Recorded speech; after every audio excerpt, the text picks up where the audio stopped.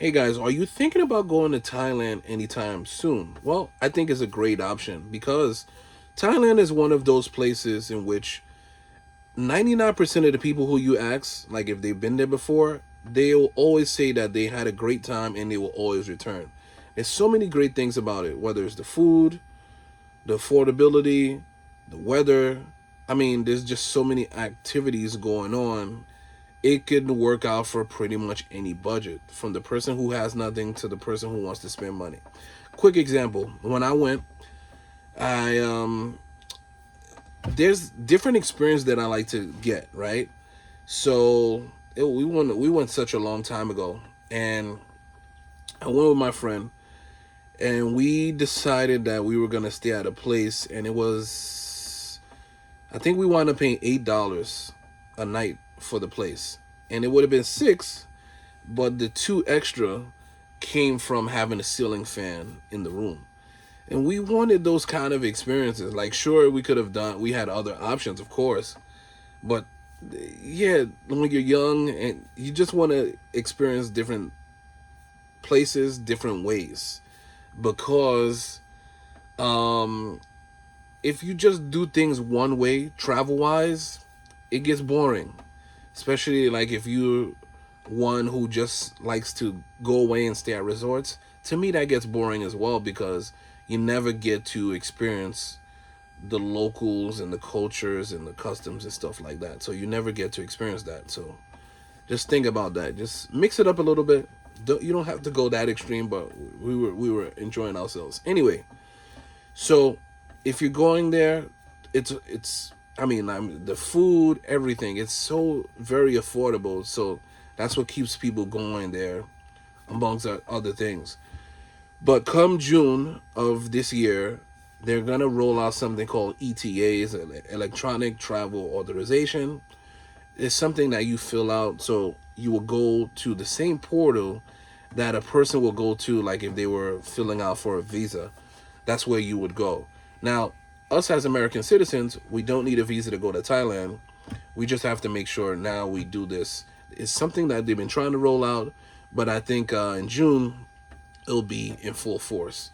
So once again, we have to go there. As an American, we get 60 days to actually be in the country. That's what we're granted, 60 days for leisure, travel, and some business.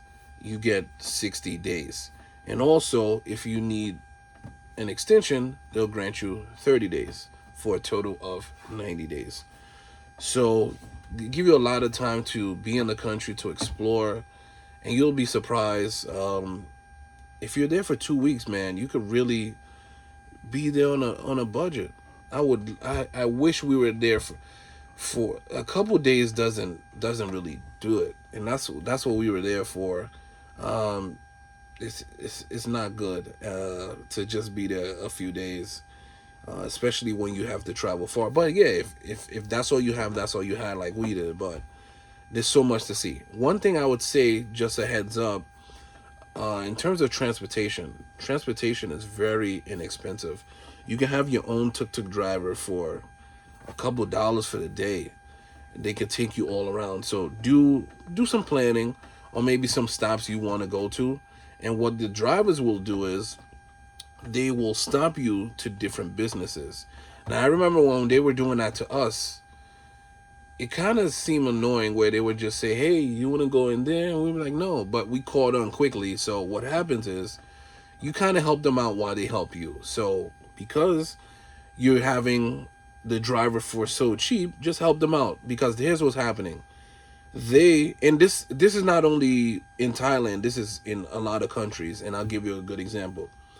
So the reason why taxi drivers in Thailand or in other countries, they'll stop you at other businesses. So in Thailand's example, they'll stop you at jewelry stores, they'll stop you at suit shops, etc., etc.